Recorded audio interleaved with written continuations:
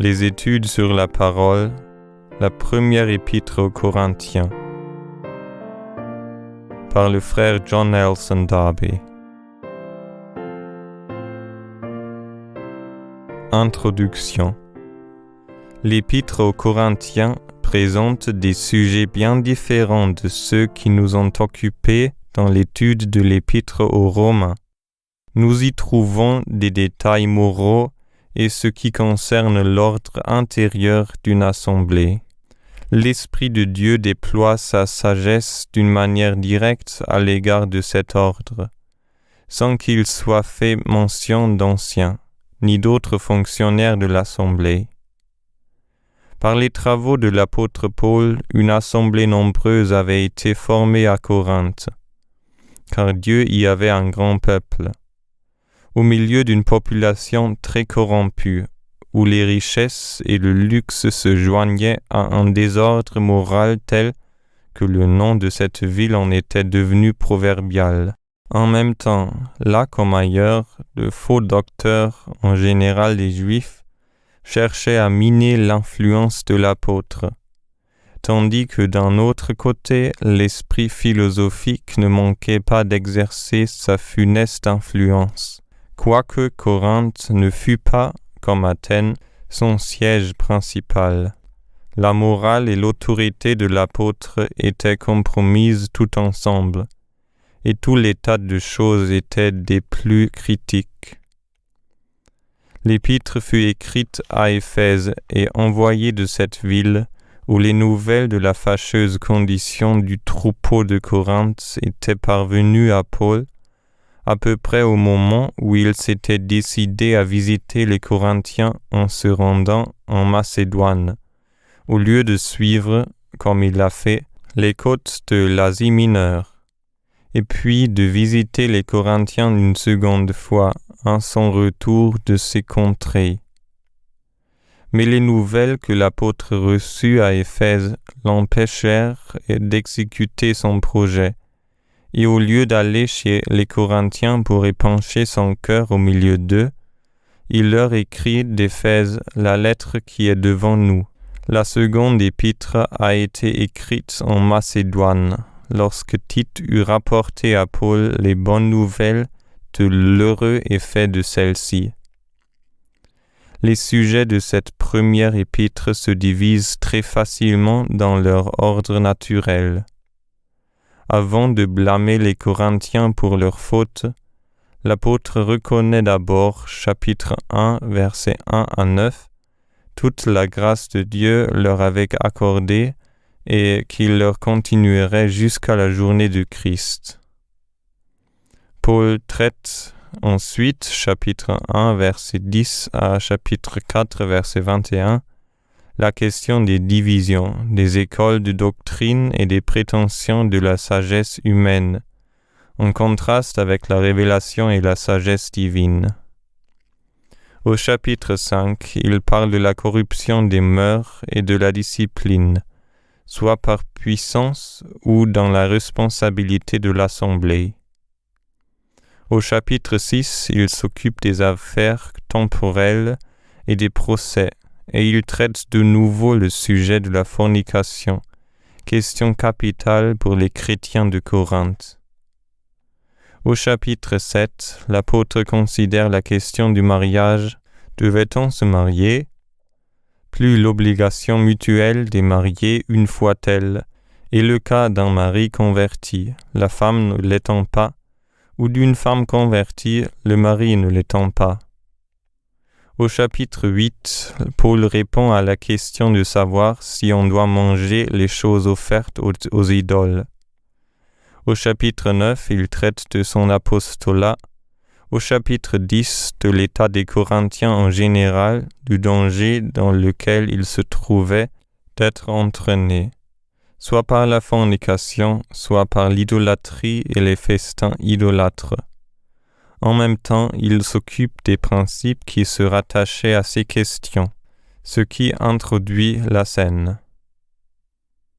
Au chapitre 11, nous trouvons les questions qui se liaient à la conduite des Corinthiens dans les exercices religieux, d'abord individuellement ou bien, versets 17 et suivants, dans l'Assemblée. Ensuite, au chapitre 12, il traite de l'exercice des dons, de leur vraie valeur et du but de leur emploi. Et il exalte au chapitre 13 la valeur comparative de l'amour. Jusqu'à la fin du chapitre 14, il règle l'exercice des dons avec lesquels il a comparé l'amour.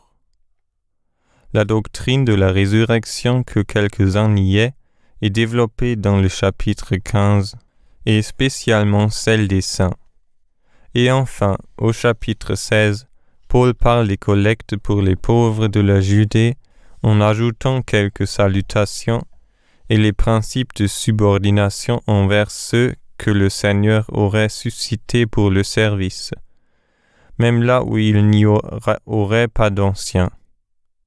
Il est très précieux de tenir ces directions immédiatement de la part du Seigneur en dehors d'une organisation formelle, de sorte que la conscience individuelle et celle de l'Assemblée comme corps soient engagées.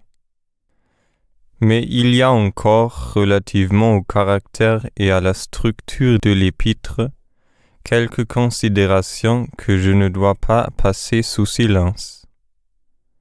Le lecteur remarquera une différence dans la salutation adressée aux Corinthiens et celle qui commence l'épître aux Éphésiens.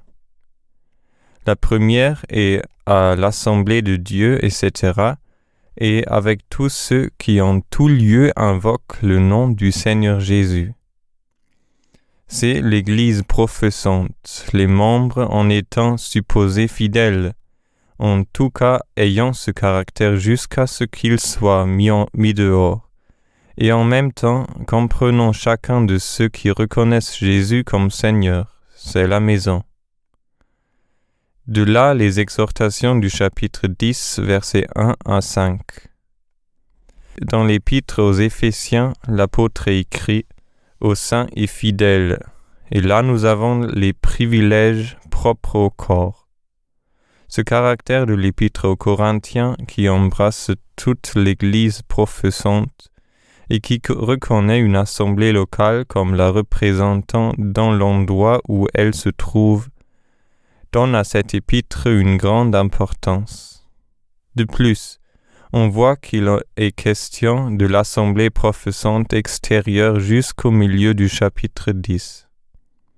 Après cela, la nature de la scène du Seigneur introduit le sujet du seul corps du Christ, sujet traité au point de vue des dons de l'Esprit dans le chapitre 12. Dans les premiers versets du chapitre 11, nous avons ce qui est bienséant à la femme dans son activité. Depuis le verset 17, il est question de ce qui convient lorsqu'on se réunit en assemblée, de ce qui se rapporte à la scène du Seigneur et au gouvernement de Dieu. Les versets 1 à 16 ne s'appliquent pas à l'assemblée. De plus, l'ordre dans l'assemblée locale est partout le sujet. Seulement, du chapitre 1 au chapitre 10, verset 14, ce qui est en vue, c'est l'assemblée professante toutefois supposée sincère, mais pouvant ne pas l'être. Du chapitre 10, verset 15 à la fin du chapitre 12, il s'agit du corps. Mais reprenons le contenu de l'épître depuis le commencement. Chapitre 1. Paul était apôtre par la volonté de Dieu. C'était là son autorité, quoi qu'il en fût quant à d'autres. En outre, le même appel qui avait fait de ceux de Corinthe des chrétiens avait fait de lui un apôtre. Il s'adresse à l'assemblée de Dieu à Corinthe en ajoutant l'expression caractéristique de sanctifier dans le Christ Jésus, parole dont l'application est évidente quand nous considérons le contenu de l'épître. Ensuite, l'universalité de l'application de la doctrine et des enseignements de l'épître et l'autorité de celle-ci sur tous les chrétiens, où qu'ils fussent, est mise en avant. Heureusement l'apôtre, quelle que fût la peine que lui causait l'état des Corinthiens, peut s'en remettre à la grâce de Dieu et ainsi reconnaître toutes les bénédictions que Dieu leur avait accordées. Placer ainsi les Corinthiens en rapport avec Dieu, appliquer à leur conscience toute la sainteté de Dieu, tout en donnant au cœur de l'apôtre l'encouragement de la grâce parfaite de Dieu à leur égard. Cette grâce même devenait un puissant levier dans les cœurs des Corinthiens, pour que la parole produisît ses effets. En présence d'une telle grâce, on devait avoir honte du péché. Il ne saurait y avoir un témoignage plus remarquable que celui que nous trouvons ici, du fait qu'il nous faut compter sur la fidélité de Dieu envers les siens. La relation avec lui demande la sainteté. On n'en jouit que dans la sainteté, mais elle repose sur la fidélité de Dieu. La marche des Corinthiens était mauvaise, nous le savons. L'apôtre ne laisse passer aucun mal, mais il déclare que Dieu est fidèle et qu'il les affermira jusqu'à la fin, afin qu'ils fussent, non pas sauf seulement, mais irréprochables dans la journée de notre Seigneur Jésus-Christ. Et alors, il commence à leur faire des reproches. Quel merveilleux témoignage! Paul, l'Esprit lui-même, liait ainsi les Corinthiens avec Dieu. Et ce que Dieu était dans cette relation avec eux avait toute sa force sur leur cœur et sur leur conscience. En même temps, l'emploi d'une telle arme devait ouvrir le cœur des Corinthiens à tout ce que l'apôtre avait à dire. Il faut être bien près du Seigneur pour pouvoir, en pratique, envisager ainsi les chrétiens qui marchent mal. Ce n'est pas épargner leurs péchés, l'apôtre est bien loin de le faire, mais la grâce amène les propres consciences des Corinthiens à s'occuper de leurs péchés, comme des personnes qui avaient des rapports trop précieux avec Dieu pour qu'elles demeurassent dans le péché ou se le permissent. L'Épître aux Galates nous fournit un exemple remarquable de la confiance que la connaissance de la grâce inspire ainsi. Chapitre 4, verset 20 et chapitre 5, verset 10. Les Corinthiens étaient enrichis par Dieu même de ses dons, et son témoignage était ainsi confirmé au milieu d'eux, de sorte qu'il ne manquait d'aucun don en attendant la révélation du Seigneur et l'accomplissement de tout. Jour solennel pour lequel Dieu, qui les avait appelés, les confirmait dans sa fidélité, afin qu'ils fussent sans reproche dans ce jour-là, appelés qu'ils étaient à la communion de son Fils Jésus-Christ. Ce court mais précieux exposé de la grâce et de la fidélité de Dieu sert de base, lors même que l'état des Corinthiens ne permettait pas à l'apôtre de développer ce sujet, comme il le fait dans l'Épître aux Éphésiens, sert de base à toutes les exhortations et à toutes les instructions que Paul adresse aux Corinthiens pour affermir et diriger leurs pas chancelants. L'apôtre s'adresse premièrement à la folie des Corinthiens qui faisaient des principaux ministres chrétiens et de Christ lui-même, des chefs d'école. Christ n'était pas divisé. Les Corinthiens n'avaient pas été baptisés au nom de Paul. Celui-ci avait bien dans l'occasion baptisé quelques-uns d'entre eux, mais sa mission était de prêcher, non de baptiser, et ce sont les chapitres 26, versets 18 et 13, versets 3 et suivants des Actes qui formulaient cette mission, et non Matthieu 28, verset 19. Du reste, toute cette sagesse humaine que les Corinthiens admiraient n'était qu'une folie que Dieu réduit à néant.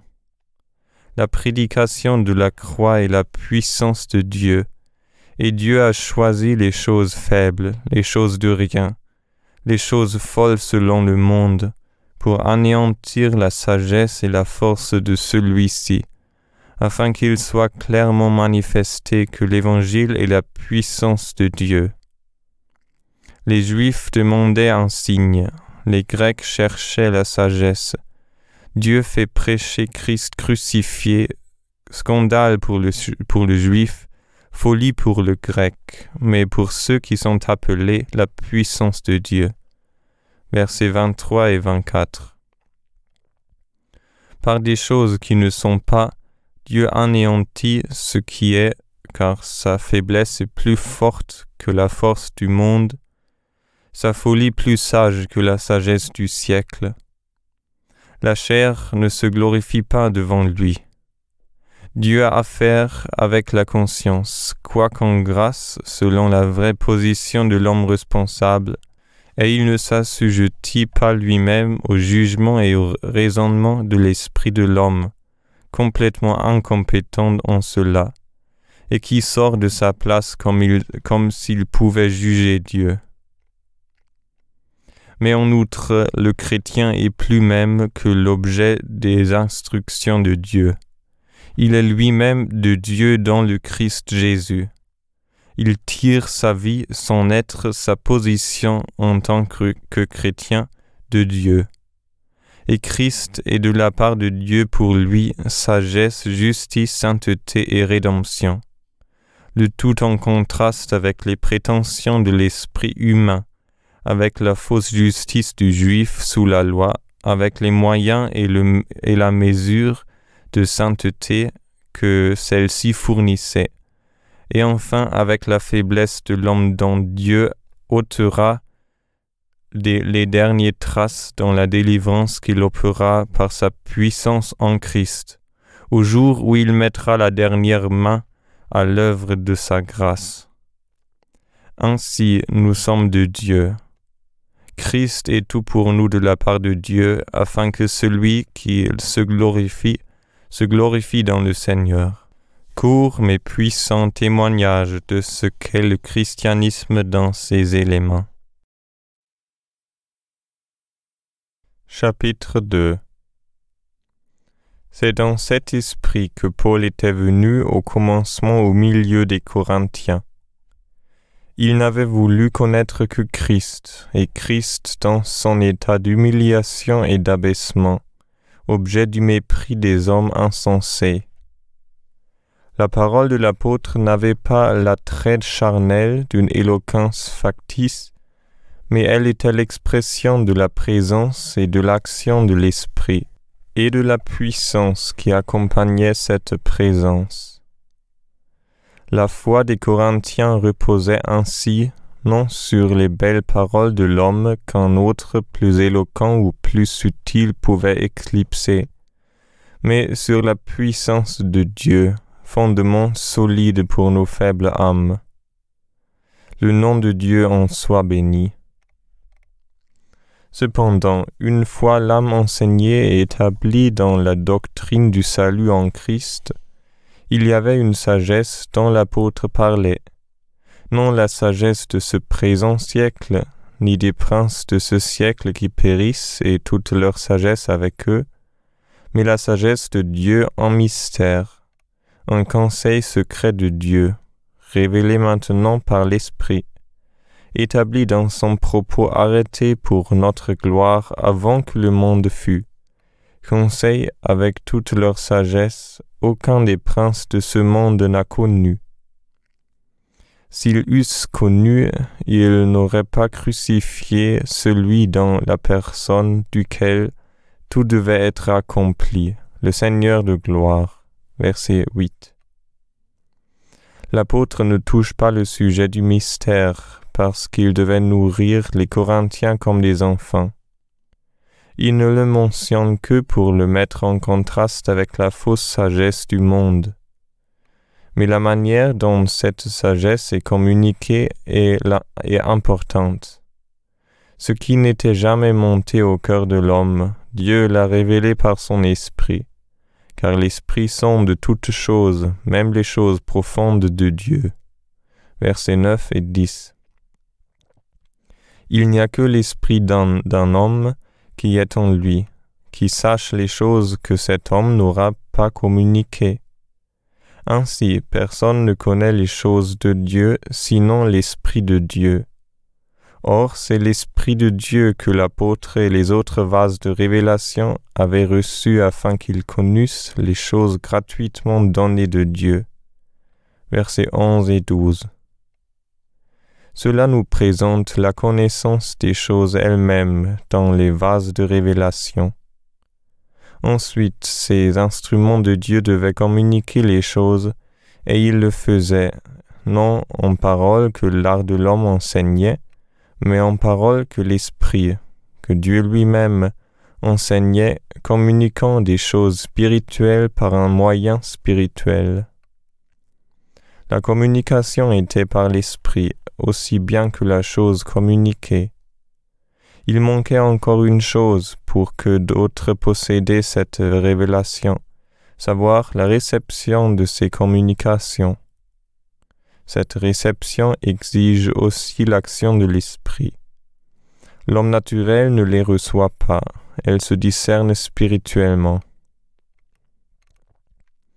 La source, le moyen de communication, la réception, tout était donc de l'Esprit. L'homme spirituel juge tout, il n'est jugé de personne. La puissance de l'Esprit dans l'homme spirituel rend le jugement de celui-ci clair et juste, mais lui donne des motifs et une marche inintelligible pour celui qui n'a pas l'Esprit. Tout simple qu'il soit, rien de plus important que cet enseignement. Chapitre 3. Hélas, l'état des Corinthiens, soit quand l'apôtre était au milieu d'eux, soit au moment où il leur écrivait, n'était pas tel que le mystère pût leur être communiqué. Triste humiliation pour leur orgueil philosophique, mais par conséquent, bon remède. Ils n'étaient pas des hommes naturels, mais ils étaient des hommes charnels et non spirituels, de sorte que l'apôtre devait leur donner du lait et non de la viande, qui n'est propre que pour des hommes faits. Ce avec quoi ils nourrissaient leur orgueil était la preuve de cet esprit charnel, savoir leur division en écoles de doctrine. Paul sans doute avait planté et Apollos arrosé. C'était bien, mais Dieu seul donne l'accroissement. Au reste, l'apôtre avait posé le fondement de ce bâtiment de Dieu, l'assemblée à Corinthe. D'autres avaient bâti dessus, avaient continué l'œuvre de l'édification des âmes. Que chacun prie garde. Il n'y a qu'un seul fondement, et il est posé. Mais en rapport avec cela, on peut enseigner des choses solides, ou d'autres qui n'ont aucune valeur, et par les unes ou par les autres former les âmes, peut-être même introduire parmi les saints des âmes gagnées par ces vaines doctrines. L'œuvre passera tôt ou tard par quelques jours d'épreuve. Si l'on a travaillé dans l'œuvre de Dieu avec des matériaux solides, l'œuvre résistera, sinon elle sera réduite à néant. L'effet, le fruit du travail sera détruit. L'homme qui a travaillé sera sauvé puisqu'il a bâti sur le fondement, puisqu'il a eu une vraie foi en Christ. Toutefois, l'ébranlement causé par la ruine de tout ce qu'il croyait vrai ira jusqu'à troubler sa propre foi sans la détruire. Il sera sauvé comme à travers le feu. L'ouvrier, selon Dieu, reçoit le fruit de son travail. Si quelqu'un corrompt le temple de Dieu, introduit ce qui détruit les vérités fondamentales, il sera lui-même détruit. Le sujet de ce passage est donc le travail qui se poursuit par certaines doctrines, soit bonnes, ou sans valeur, ou subversives de la vérité, et les fruits que ce travail portera. Et il y a 3 cas. L'œuvre est bonne ainsi que l'ouvrier. L'œuvre est vaine, mais l'ouvrier est sauvé. Il y a enfin le corrupteur du temple de Dieu, et ici l'ouvrier est détruit. Enfin, ajoute l'apôtre, si quelqu'un veut être sage dans ce monde, qu'il devienne inintelligent afin d'être sage. Dieu tient la sagesse de ce monde pour de la folie, et prendra les sages dans leur ruse. Aussi les saints, en disant qu'ils appartenaient à l'un ou l'autre de ces docteurs, étaient en cela au-dessous de leurs privilèges. Toutes choses étaient à eux, puisqu'ils étaient enfants de Dieu. Toutes choses, dit l'apôtre, sont à vous, soit Paul, soit Apollos, soit Képhas, soit monde, soit vie, soit mort, soit chose présente, soit chose à venir. Toutes choses sont à vous, et vous à Christ, et Christ à Dieu. Verset 22. Chapitre 4. Quant à l'apôtre et à ses collaborateurs, les Corinthiens devaient les considérer comme des administrateurs employés par le Seigneur, et c'était à lui que Paul s'en rapportait pour juger de sa conduite.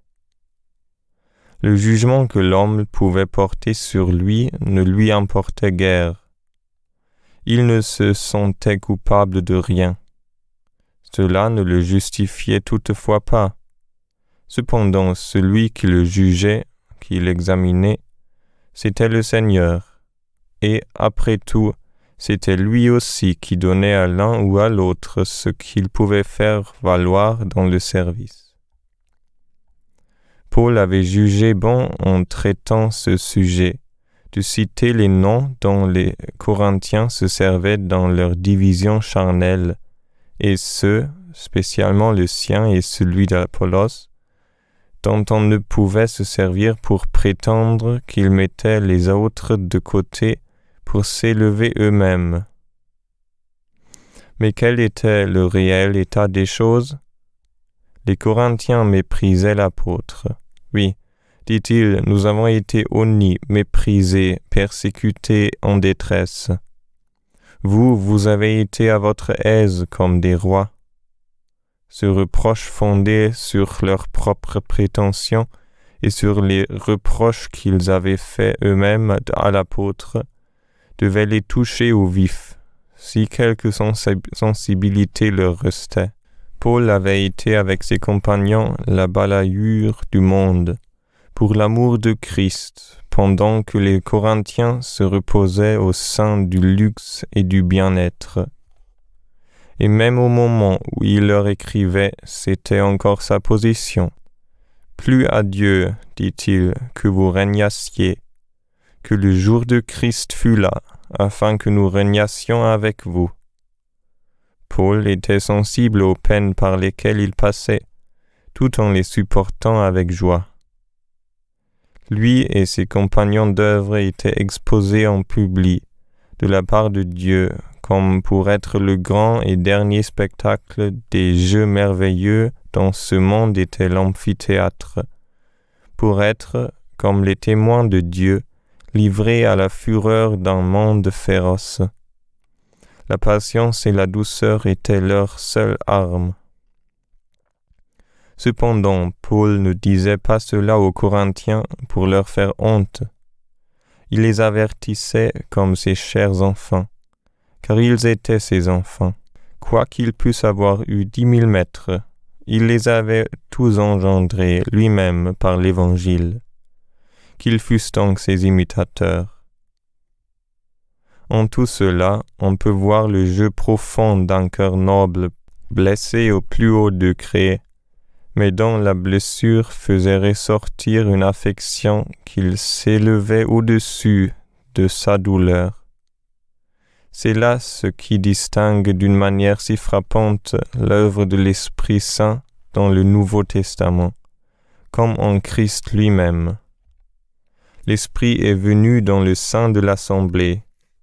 Il prend part à son affliction, à ses difficultés.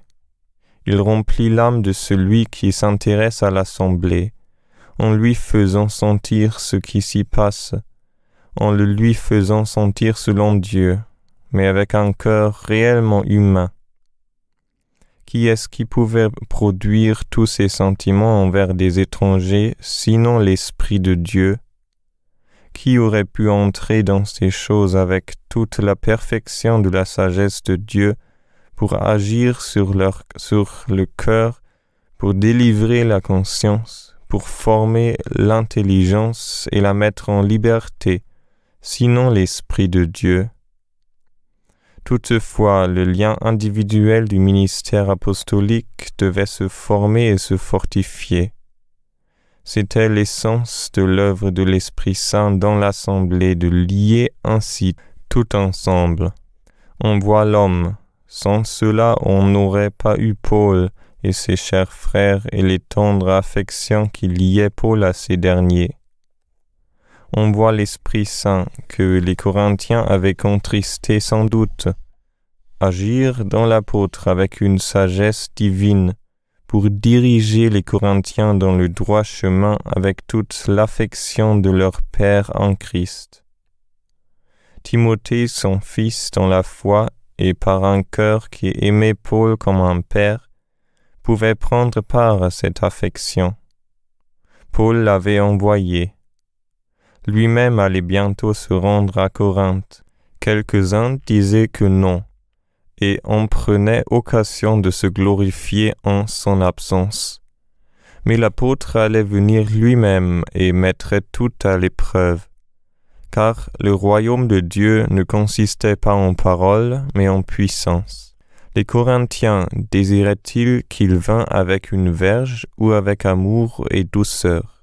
Versets 17 à 21. Ici se termine cette partie de l'épître. Spécimen admirable de tendresse et d'autorité, d'une autorité assez sûre d'elle-même, de la part de Dieu, pour rendre l'apôtre capable d'agir avec une parfaite tendresse envers ceux qui lui étaient si chers, dans le désir de ne pas être forcé de l'exercer d'une autre manière. Les plus puissantes vérités sont développées dans les communications qui en résultent. Chapitre 5. L'apôtre commence ici à traiter des détails de la conduite et de la discipline.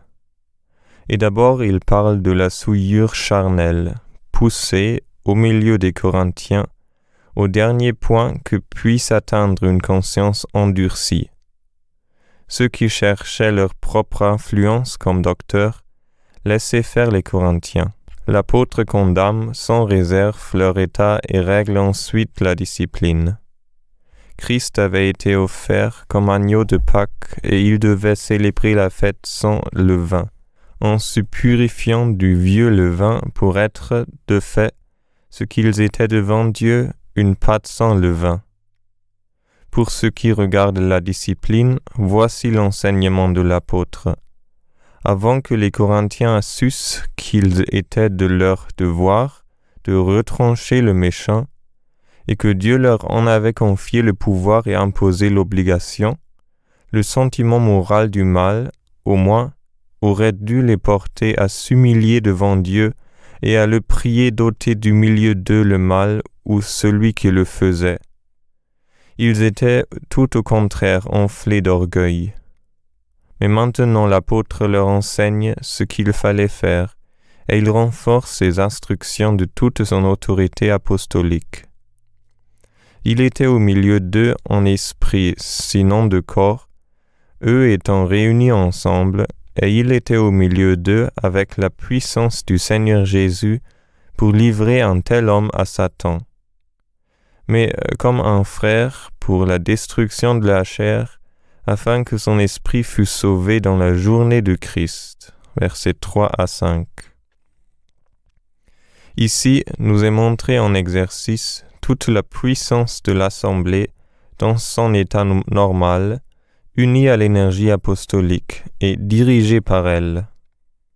On voit les membres du corps, l'apôtre, vase et canal de la puissance de l'Esprit, et la puissance du Seigneur Jésus lui-même, tête du corps. Or, le monde est le théâtre de la puissance de Satan. l'assemblée délivrée de son pouvoir et l'habitation de Dieu par l'Esprit. Si l'ennemi a réussi à entraîner par la chair un membre de Christ, de sorte que ce membre déshonore le Seigneur en marchant selon la chair comme le monde, il est mis dehors et, par l'énergie de l'Esprit alors exercée au milieu d'eux par l'apôtre, il est livré à l'ennemi serviteur malgré lui des desseins de Dieu, comme dans le cas de Job.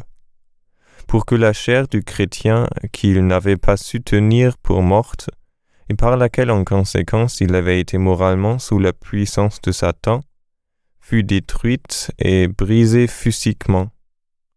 Ainsi le coupable serait affranchi des illusions dans lesquelles la chair le tenait captif.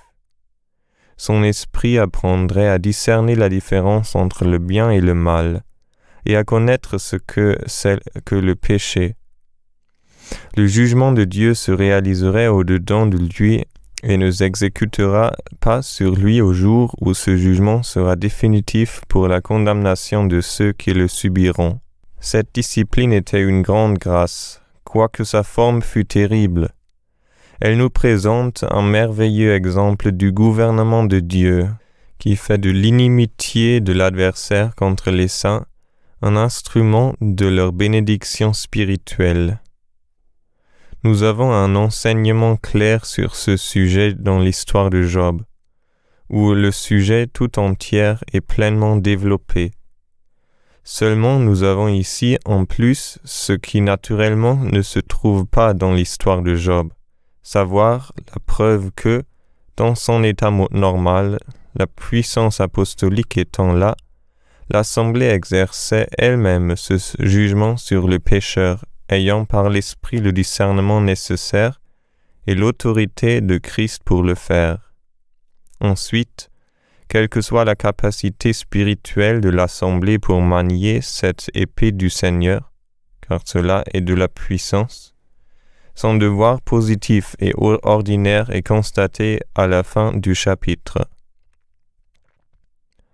L'Assemblée est une pâte sans levain, envisagée dans l'esprit comme l'Assemblée, et non sous le rapport des individus qui la composent. C'est ainsi qu'il faut l'envisager, car c'est seulement dans l'esprit qu'elle est telle. L'Assemblée est vue de Dieu comme étant devant lui dans sa nouvelle nature en Christ. Telle aussi elle devrait être en pratique par la puissance de l'Esprit, malgré l'existence de la chair. Elle devrait par la foi tenir la chair pour morte et ne rien admettre dans sa marche qui soit contraire à cet état. L'Assemblée doit être une nouvelle pâte, et elle ne l'est pas si elle tolère le mal. Par conséquent, elle doit se purifier du vieux levain, car dans les pensées de Dieu, elle est sans levain. Telle est sa position devant Dieu, car Christ, notre Pâque, a été sacrifié pour nous. Nous devons donc faire la fête avec le pain sans levain, de sincérité et de vérité. Ainsi, les Corinthiens, quels que fussent leurs dons, avaient tort de se vanter, tandis que le mal se trouvait au milieu d'eux. Un peu de levain fait lever la pâte tout entière. Verset 6. En outre, l'apôtre les avertit que le mal ne s'attachait pas à celui seul qui en était personnellement coupable. L'assemblée n'était pas pure, jusqu'à ce que le mal eût été ôté. 2 Corinthiens chapitre 7 verset 11.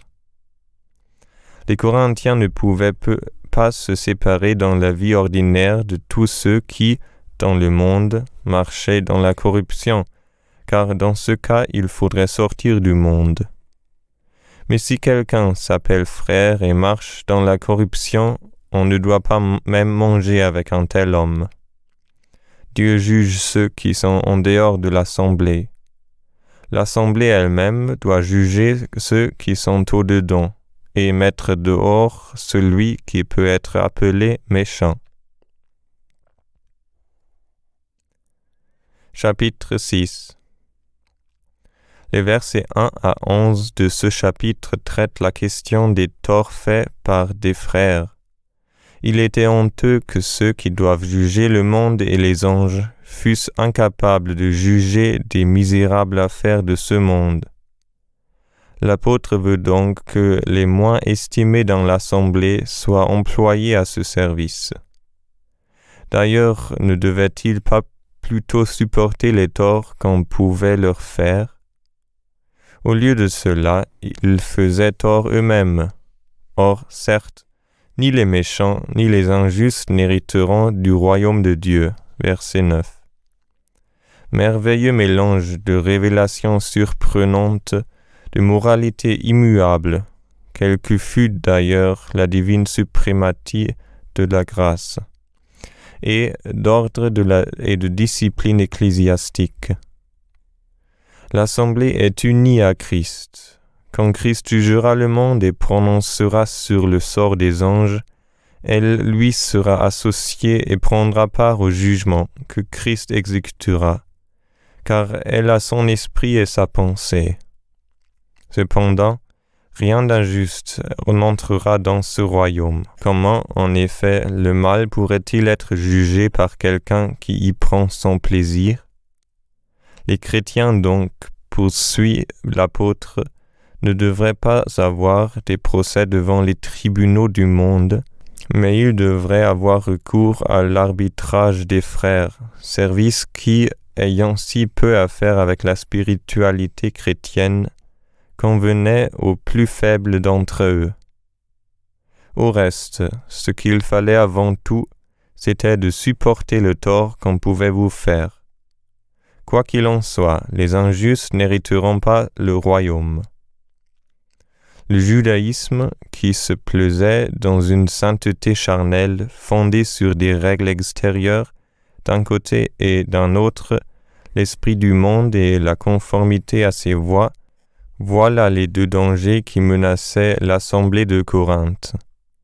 Dangers qui sont du reste, pour le cœur de l'homme, de tous les temps et dès tous les lieux. À l'égard des viandes, Paul en vient maintenant à ce sujet, versets 12 et 13.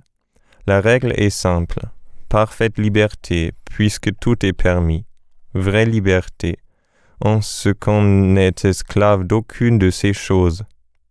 Le ventre et les viandes, en tant qu'en relation l'un avec l'autre, périront ensemble. Le corps a une destinée plus élevée. Il est pour le Seigneur et le Seigneur pour lui. Dieu a ressuscité Christ entre les morts, et il nous ressuscitera par sa puissance. C'est à cela que le corps appartient, non pas aux viandes. Mais cette doctrine que le corps est pour Christ tranche une autre question à laquelle les mœurs dépravées des Corinthiens donnaient lieu. Toute fornication est défendue, versets 15 et suivants. Pour nous, avec nos habitudes de pensée chrétienne, la question est simple. Notre jugement est déjà formé. Pour des païens, c'était nouveau, mais le christianisme relève tous les sujets. Nos corps sont les membres de Christ. Une autre vérité qui se rattache à ce point est d'une haute importance. Si par l'union, selon la chair, le mari et la femme ne sont qu'un seul corps, celui qui est uni au Seigneur est un seul esprit.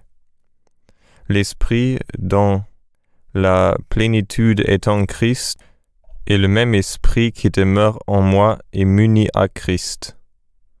Nos corps sont les temples du Saint-Esprit. Quelle vérité puissante quand nous y pensons.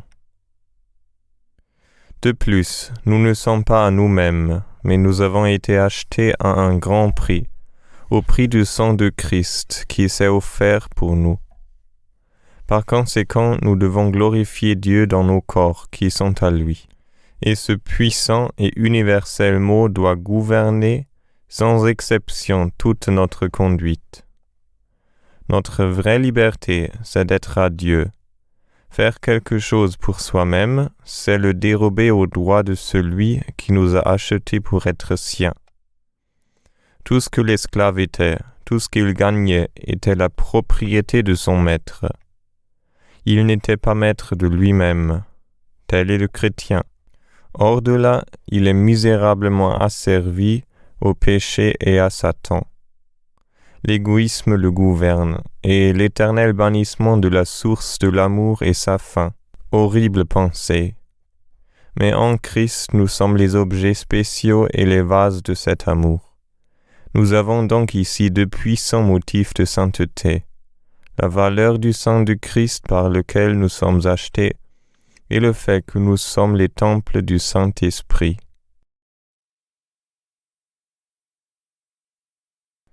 Chapitre 7. L'apôtre poursuit son enseignement en répondant à une question en rapport avec le sujet qu'il venait de traiter, et il expose aux Corinthiens la volonté de Dieu à l'égard des relations de l'homme avec la femme. Ils font bien ceux qui restent étrangers à cette relation, afin de marcher avec le Seigneur selon l'Esprit, et afin de ne céder en quoi que ce soit à la nature. Dieu lui-même a institué le mariage, malheur à qui on dit du mal. Mais le péché est entré, et tout ce qui est de la nature, de la créature ici-bas, a été gâté. Dieu a introduit une puissance qui est tout à fait au-dessus et en dehors de la nature, la puissance de l'esprit. Marcher entièrement selon cette puissance est ce qu'il y a de meilleur. On marche en dehors de la sphère où agit le péché, mais c'est rare, et s'abstenir de ce que Dieu a ordonné selon la nature aboutit, pour la plupart des hommes, à des péchés positifs. En général donc, et pour cette raison, chacun devra avoir sa propre femme. Or, le lien une fois formé, on n'a plus pouvoir sur soi-même. Quant au corps, le mari appartient à sa femme, la femme à son mari. Si, par consentement mutuel, on se sépare pour un moment afin de vaquer à la prière et à des exercices spirituels, le lien doit être immédiatement reconnu de nouveau, de peur que le cœur ne se gouvernant pas lui-même, ne donne occasion à Satan d'entrer, de plonger l'âme dans la détresse et de détruire sa confiance en Dieu et dans son amour. De peur aussi que l'ennemi ne tente pas des doutes pénibles. C'est à cause d'eux, non par l'incontinence. Un cœur qui viserait trop haut et qui succomberait. Cependant, cette permission et cette direction qui engagent les chrétiens à se marier n'était pas un commandement du Seigneur donné par inspiration, mais le fruit de l'expérience de l'apôtre, expérience à laquelle ne manquait pas la présence de l'Esprit. L'apôtre aurait bien voulu que chacun fût comme lui, mais chacun avait, sous ce rapport, son don de la part de Dieu. Aux non-mariés et aux veuves, il est bon, dit-il, de rester comme je suis moi-même. Mais s'ils ne savent pas dompter leur nature et rester dans une pureté calme, il vaut mieux qu'ils se marient. L'insoumission du désir étant plus nuisible que le lien du mariage.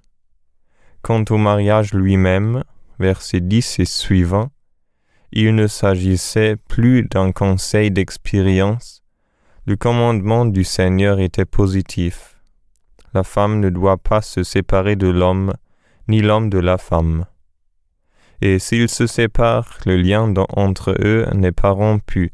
Ils doivent rester non mariés ou se réconcilier.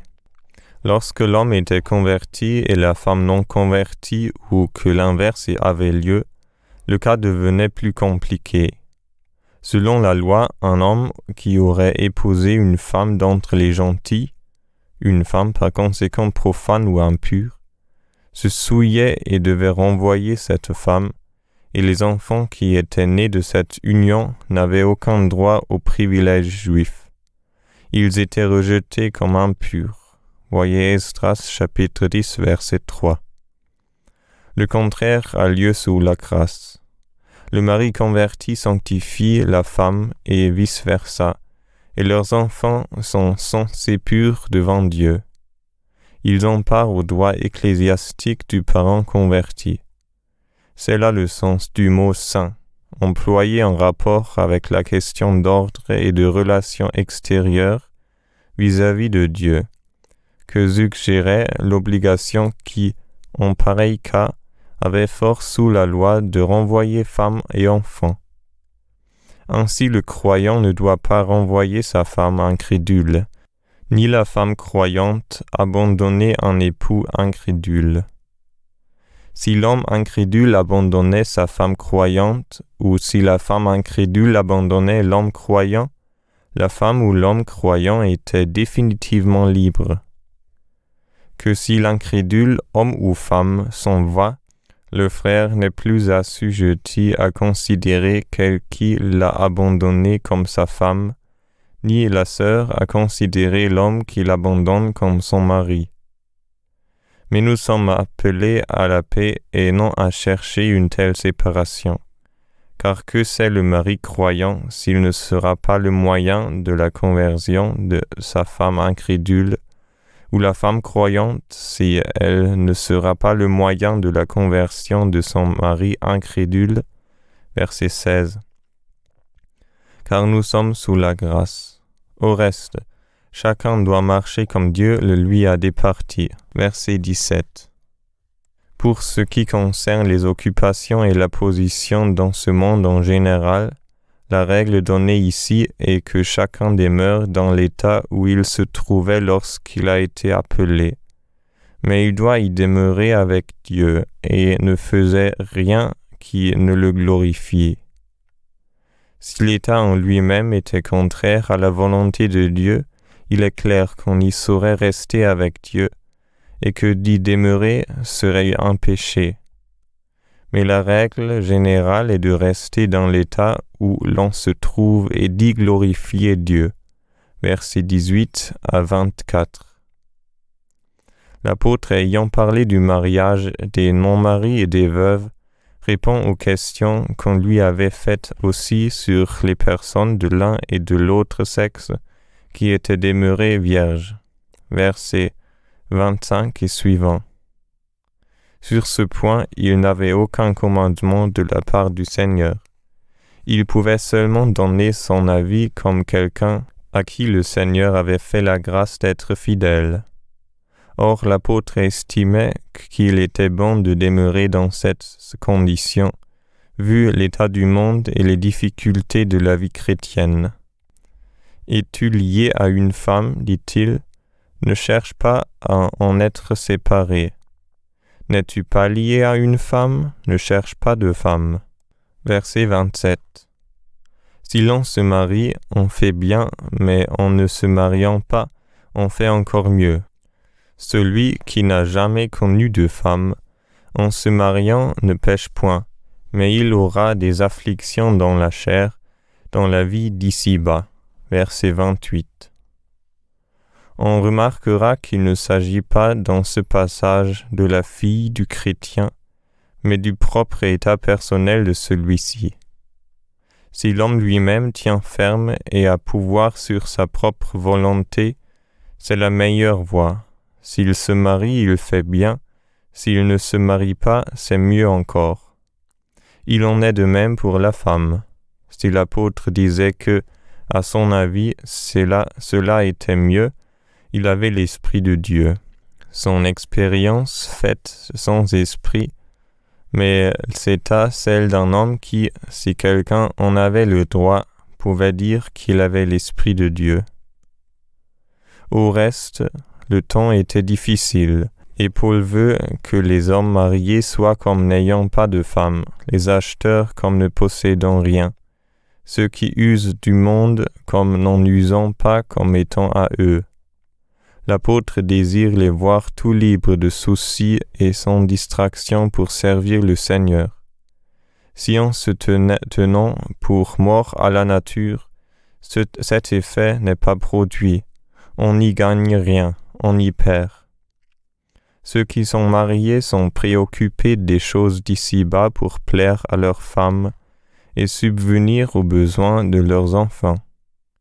Si l'on jouit par contre du calme d'un esprit où la nature ne réclame pas ses droits avec une force de volonté qu'on n'est pas parvenu à faire taire, si la sainteté de la marche et du cœur est conservée, en un mot, si la volonté de la nature est subjuguée et réduite au silence, on sert le Seigneur sans distraction, on vit selon l'esprit, et non pas d'après la nature, mais dans les choses que Dieu a instituées comme bonnes en rapport avec celles-ci.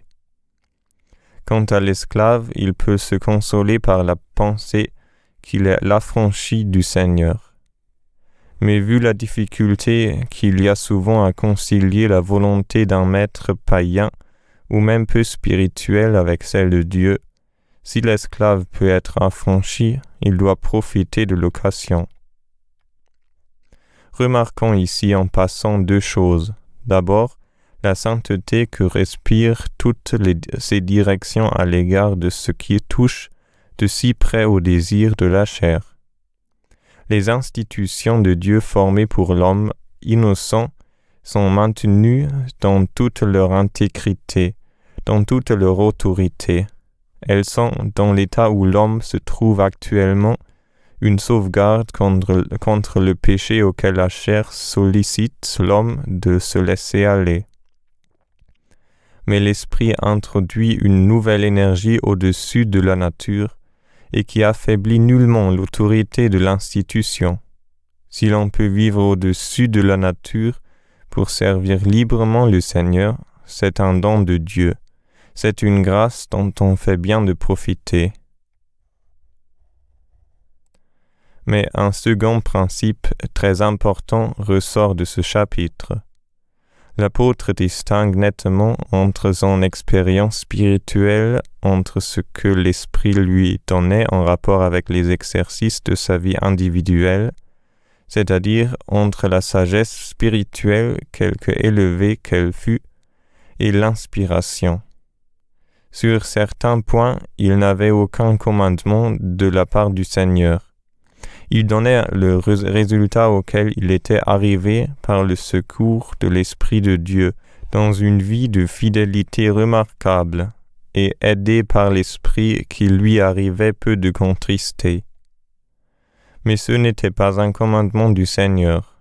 Ce qui se trouvait dans ses écrits et qu'il n'exceptait pas de l'inspiration de cette manière directe devait être reçu comme le commandement du Seigneur. Comparez chapitre 14, verset 37, où il insiste sur ce point. En d'autres termes, l'apôtre affirme l'inspiration proprement dite de ses écrits, et il veut qu'ils soient reçus comme émanant du Seigneur lui-même, en distinguant cette inspiration de sa propre compétence spirituelle. Et c'est là un principe de toute importance.